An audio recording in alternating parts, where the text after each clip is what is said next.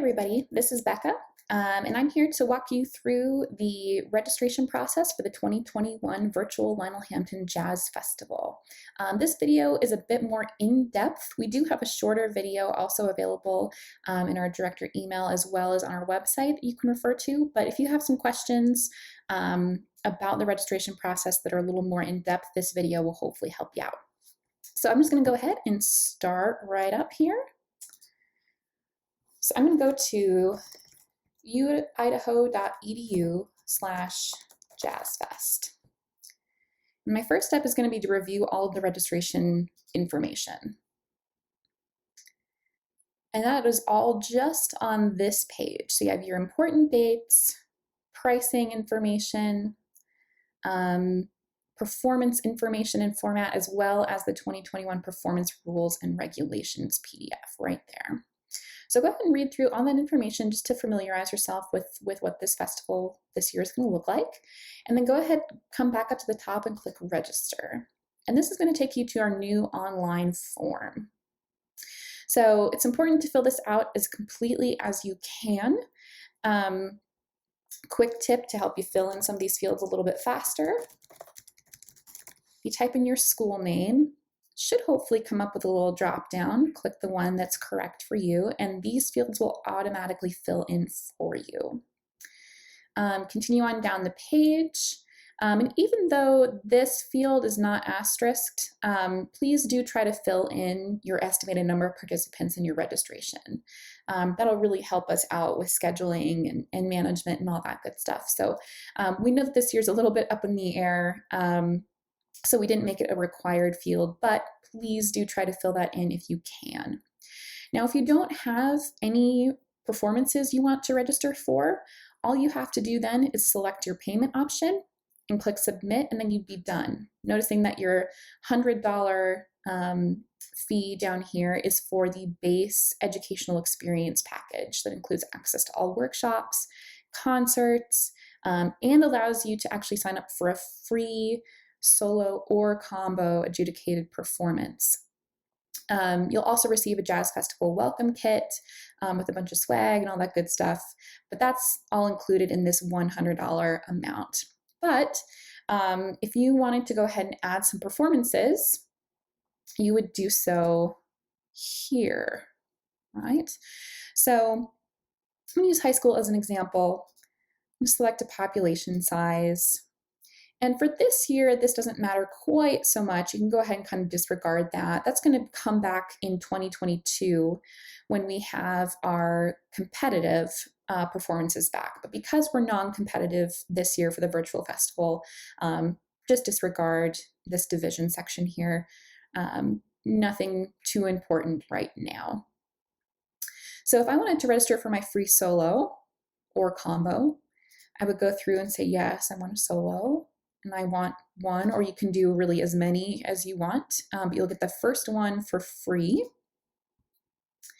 And you go through and select either vocal or instrumental and fill out all the information that you can. It's really important that if you know the participating musicians that are going to be a part of this, please put their names in there. This is going to help us a lot with scheduling to make sure that especially rhythm section musicians are not overbooked. Please also include if you have an ensemble as well, if this conflicts with that. And any notes or comments that you can think of for scheduling. So if you prefer AM or PM, if you're using, let's say, rhythm section players from another school or institution, anything that you can think of that would help us out would be very much appreciated. And then this year, you can choose a preference for what day you would like to have your Zoom adjudicated performance. So you can choose Thursday, Friday, or Saturday, or if you really don't care, you can simply just select no preference. If you wanted to register another solo, just go ahead and change your number up here, click register another solo, and fill out all the same information as before. If you decide that you don't want this, simply click delete, okay, and then just make sure you're back to one up here. And you'll notice that first solo is free, so your total does not go up here. Any additional performances that you register for, or are going to be additional fees. So if I were to say, yes, I'm going to, register a large ensemble, again, this is a competitive note. Don't worry about that. I would say, yes, I have one. I'd fill in all the information, and then you'll notice that that fee has totaled down here. So once I filled out all the information that I need or want, I would select either check, purchase order, or credit card, and then I would click submit. And that would conclude this part of the registration process. Now, once I click that, I'm going to get an automatic email that looks like this. Basically, it's just saying, we've received your registration and we're processing it. We'll be sending you an official invoice and final steps to complete your registration shortly. And then at the bottom, it outlines what all you've registered for. So you have your total, as well as your selected payment method. So then from there, you can just wait for another email to show up in your inbox from the Jazz Festival. And that secondary email is going to be your invoice email. And it's going to look like this. So it's going to have your attached invoice, as well as your final steps 1, 2, and 3 to finish out your registration. So I'm going to go ahead and open up my invoice and check it out to make sure everything's accurate. I've got my info up here. I've got my base package. I've got my vocal solo for free. I've got an instrumental combo and a vocal ensemble, all adding up to what I had expected, which is all good. All right, so I'm going to go back here, and step 1 is to pay. So to pay with a check or purchase order, use the contact information down at the bottom in the email signature. For credit card payments, we're going to click this link here. And I'm going to use my invoice. Say I have $225, so click add to cart. My invoice number. My invoice number is at the top up here. I can just copy and paste. And you'll notice that your registration comes up, your invoice, and your total due. And then you would just walk through the checkout process as you would for really anything else. So that part is then complete. You're done paying, which is great. Step 1 done. Step 2. Now, this is a credentials submission. So if you are an individual that does not have multiple participants as part of your registration, you can skip this step. If you're a director or somebody who has multiple participants as part of their registration, then you'll have to do this step. So what you need to do is to create an Excel spreadsheet containing the information indicated here. So I already went ahead and did that. So you can kind of see an example. Maybe it'll pop up here for me. Oh, it's down here. You can see I have last name, first name, grade level or year in school, and email. If you have just 3 people, that's all you got to do. If you have 100 people, then all 100 need to go in here. Then I'm going to make sure that the document is saved with the file name also as indicated. So I have University of Idaho and my last name under here. And click save. And then I'll X out of that. And once I finished creating the document, then I need to submit it.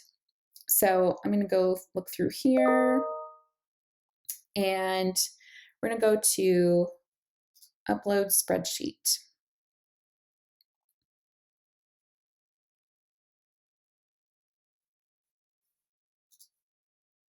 There we go.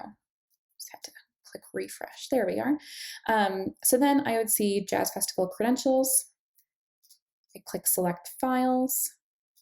There's my file. Click open. It's all there and good to go. Then I'm going to click upload. And it's done. Easy. So that completes step 2. These submissions need to be done by December 18th, 2020, or the closing day of registration. Moving on to step 3, This is only if you have registered for an adjudicated performance. If you're not doing any performances, which is totally fine, you're not required to do so this year, you can skip this step and you're done. But if you do have performances you've registered for, you'll need to record each of those performances separately. Make sure that they're named similarly to what we did with the Excel spreadsheet before, which is school, director last name, and then the group or performer that's in the video. Your video files need to be MP4s and no larger than 100 gigabytes. If you have questions about the recording process or how to convert a file to an MP4 or make it smaller, don't worry, we're going to be covering that in a future video. But once you have all of this completed, you're going to do same thing as you did before, click your upload recordings, and it'll say recording here. You're going to select your files, same as what we did before. Those are all due on February 5th, 2021. And that's just so we can get those to adjudicators in time for them to review before the festival starts. And once that is complete, you are done. Easy as that. This video, as well as others that contain helpful information, is actually available on our newsletters page. So on here, that's on our website underneath the registration. So it's right here. And all the videos that we make, as well as their accompanying outlines, are going to be on this page for you to refer to anytime that you need. But if you still have questions after that, please don't hesitate to reach out to us. We have our email and phone number listed all over the place, really. And be sure to follow us on social media for a whole bunch of updates regarding this year's festival. But yeah, I think that completes our registration process. So thank you guys so much for watching. I hope this video was helpful, and I'm looking forward to seeing you all virtually in February.